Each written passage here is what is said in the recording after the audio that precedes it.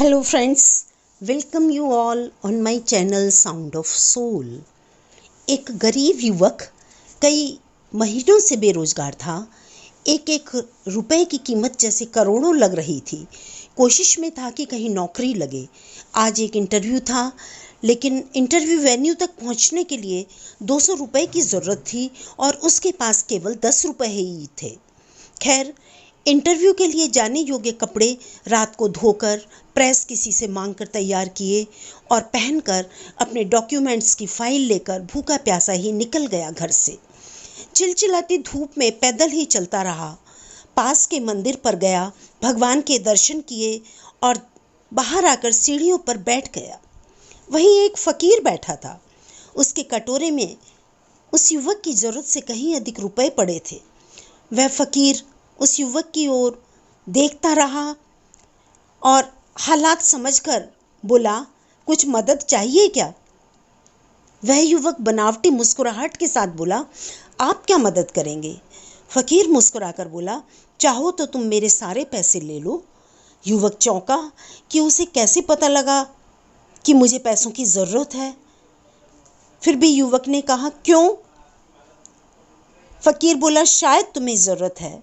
फकीर बहुत गंभीरता के साथ बोला, हाँ है तो, पर तुम तो खुद ही दिन भर मांग कर कमाते हो। फकीर हंसकर बोला, मैं नहीं मांगता साहब, लोग डाल जाते हैं मेरे कटोरे में पुण्य कमाने के लिए। मैं तो फकीर हूँ, मुझे इनका कोई मोह नहीं।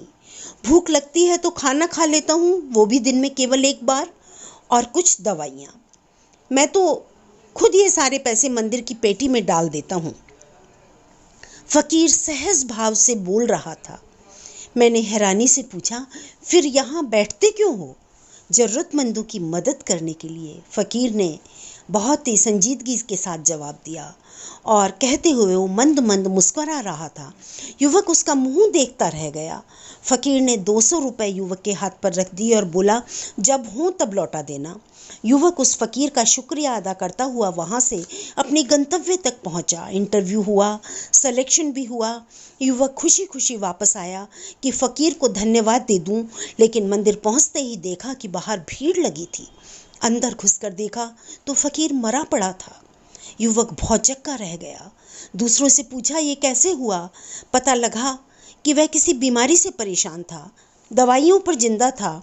आज दवाइयाँ खरीदने के लिए पैसे नहीं थे। युवक उस फकीर को देख रहा था कि अपनी दवाइयों के पैसे से इसने मेरी जिंदगी बना। भीड़ में से कोई बोला, अच्छा हुआ मर गया, ये भिखारी समाज पर बोझ ही हैं। युवक की आंखें भर आईं। वह भिखारी कहाँ था? वो तो मेरे लिए भगवान था, नेकी का फरिश्ता था, सच में मेरा भगवान था। मित्रों, हम में से कोई नहीं जानता कि भगवान कौन है, कहाँ है, किसने देखा है भगवान को। बस इसी तरह मिल जाते हैं ज़िंदगी में कभी ना कभी। आपका जीवन मंगलमय हो। यदि ये वीडियो आपको अच्छा लगा तो प्लीज़ मेरे चैनल साउंड ऑफ सोल को सब्सक्राइब करें, बेल आइकन को भी प्रेस करें ताकि आपको मेरे वीडियोस के नोटिफिकेशंस मिलते रहें। नेक बने और किसी न किसी के लिए भगवान बने। हम बदलेंगे, युग बदलेगा।